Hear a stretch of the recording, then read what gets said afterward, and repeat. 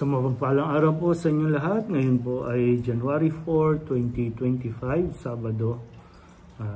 Ating unang pagbasa at pagninilay sa araw na ito ay hinango mula sa unang sulat ni Apostol San Juan, chapter 3, verses 7 to 10. Mga anak, huwag kayong padaya kanino man. Ang sino mang gumagawa ng matuwid ay matuwid, katulad ni Kristo. Ang nagpapatuloy sa pagkakasala ay kampo ng dyablo, sapagkat sa simula pa ay gumagawa na ng kasalanan ng dyablo, at naparito ang anak ng Diyos upang wasakin ang mga gawa ng dyablo. Ang tinanggap ng Diyos bilang anak niya ay hindi nagpapatuloy sa pagkakasala, sapagkat siya ay may bagong buhay na galing sa Diyos. At yamang ang Diyos ang Ama niya, hindi siya maaaring magpatuloy sa pagkakasala. Dito makikilala kung sino ang mga anak ng Diyos at kung sino ang mga anak ng dyablo.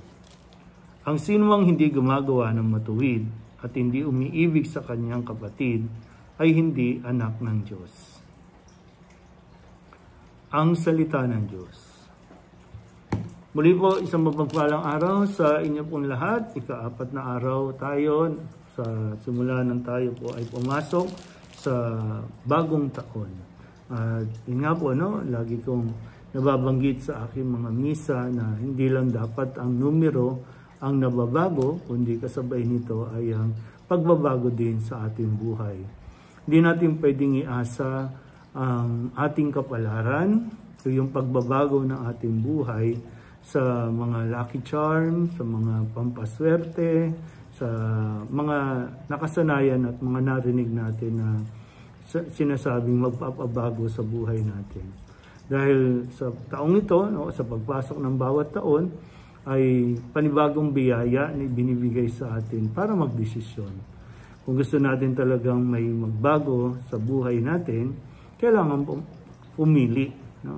Kung sa tingin mo hindi nagiging maganda o makabuluhan ang iyong buhay nitong nakalipas na taon, may pagkakataon ka pa ngayon na itama at ayusin ang mga maling desisyon natin sa buhay.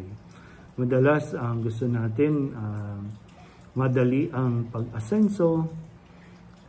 Kapalit nito, laging nagkakaroon tayo ng problema sa pamilya, personal na buhay, sa pakikipagrelasyon. Kasi gusto lang natin talaga na maagaran yung ating pagbabago sa buhay. Kaya kahit na hindi natin, hindi natin napapansin, ang mga ugali natin ay papangit ng papangit o pasama ng pasama.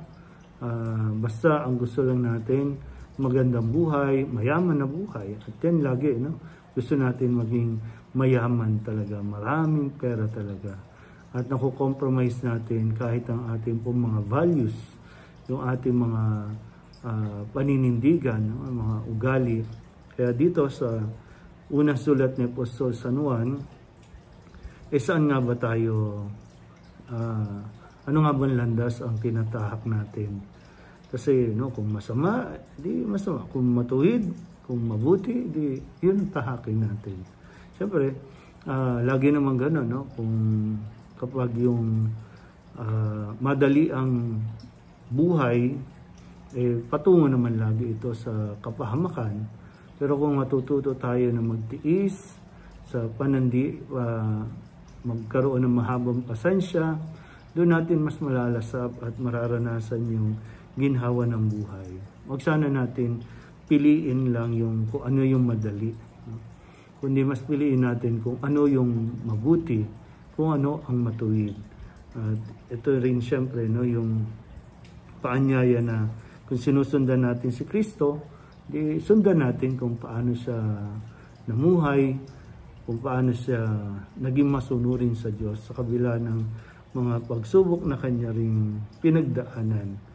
At nalampasan niya ito at ipinakita sa atin na sa dulo ay magtatagumpay tayo. Basta't lagi lang tayong manatili sa mga at panghawakan natin ang mga aral na itinuro sa atin ni Jesus.